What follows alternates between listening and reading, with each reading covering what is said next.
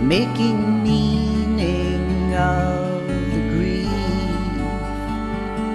When we tell our stories true, we find release.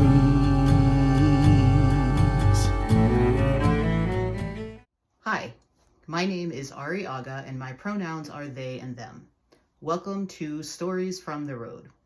Stories from the Road is an occasional series of videos about my experiences, my observations, things I notice when I am traveling to perform my show Key of Tea.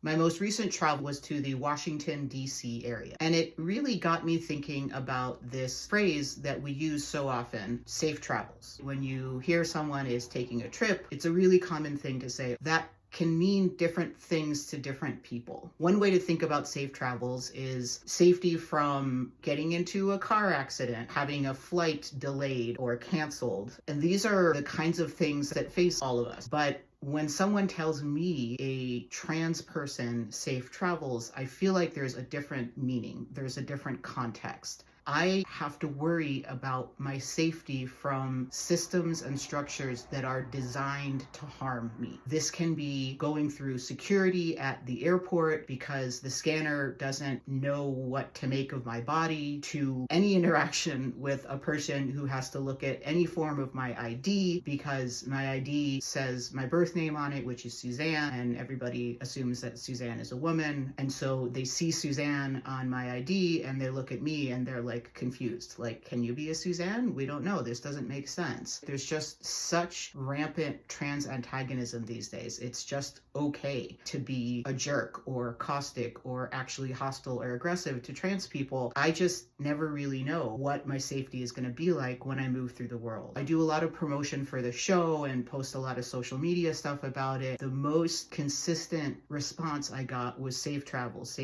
travel safe. Are you going to be okay? Are you sure this is a good idea?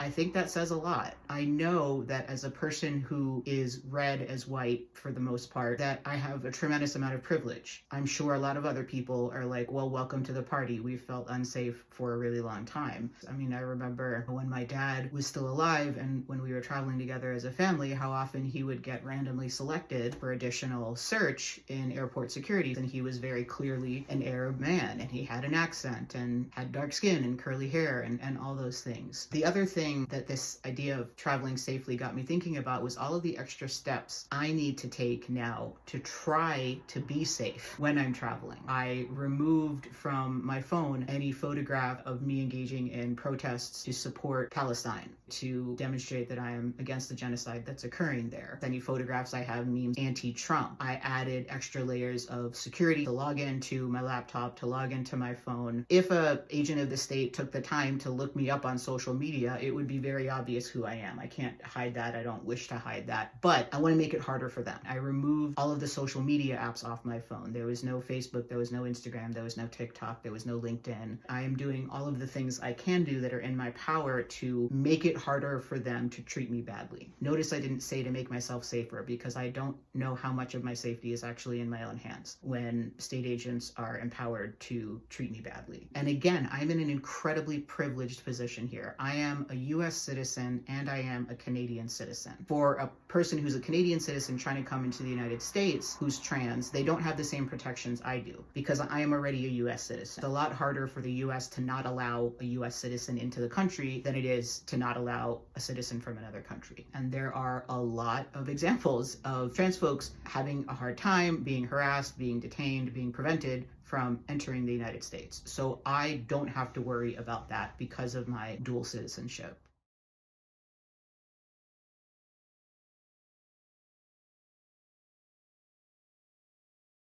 That sense of lack of safety is really imbuing everything for me these days. And I don't just mean everything as far as traveling to the United States. I mean everything. This is pretty consistent across my life. So I'm curious, what are your experiences traveling these days? Especially trans, gender expansive, non-binary folks. What has that been like for you? Make a comment and I would love to hear from you about I lived in Washington, D.C. for almost 10 years, and I flew into D.C. I took a car to my hotel past all of these picturesque national monuments, the Washington Monument, the Jefferson Monument, the Lincoln Memorial, the Kennedy Center, all of these iconic visual images of DC. And at night, they're really beautiful. And I immediately feel empty and sad and forlorn. It was just this really hollow experience. It really took me by surprise. I didn't quite know what to make of it. It felt like this feeling of being exposed, like the emperor has no clothes. The world now knows what a farce all of this is. I've always had a really conflicted relationship with living in the center of empire. I have this false sort of deluded narrative that it's the land of the free and the home of the brave and, democracy and blah, blah, blah and whatnot. Part of this, of course, is the extreme degree to which autocracy and fascism is in the United States and visible now and unapologetic. But in addition to that, I think this is partially just my own process of becoming a better advocate and becoming more aware of the ways in which I was ignorant to other people's marginalization before. Because I can imagine there's people who are watching this that are like, welcome to the party, Ari. We felt this way for a really long time. I felt that disconnect and that just real sadness and emptiness and hollowness. And that really persisted for the entirety of my time in the DMV. I was just hyper aware of authority figures wherever I was. As a person who was socialized as a woman and for most of my life perceived as a woman, this is not all that new. For my own safety, for a long time, I've needed to be aware of my surroundings in a way that other people maybe don't. But this really felt different. I also had some really amazing moments of affirmation and connection, and I attribute those actually to the person who wrote the lyric on this shirt that I'm wearing. So it says, "I love trans folks with all my being, Eli Connolly." Eli is a trans singer and songwriter who lives in California. He and I have been friends for many years now. Eli actually wrote the music that is the opening and the closing music for this video. This is a lyric in the song that's used on this video. I mean, it's a remarkable sentiment, and I feel really strongly about being really loud and visible. So a lot of people know how I feel about trans people when I'm moving through the world. One of the ways I do that is by wearing shirts like this when I travel, because when I travel, I'm interacting with a lot of different people to be a visible person in the world that supports other trans people. It's a kind of remarkable little litmus test. Who notices it? How do they respond? I had several really freaking cool interactions with folks. When I was walking into the airplane, there was one of the flight crew and flight attendant, and I could kind of see their eyes shift down and read this, and they just smiled. Both of them said something like, "I love your shirt." And my response was something like, "I feel like it needs to be said." And they're like, "Yes, absolutely."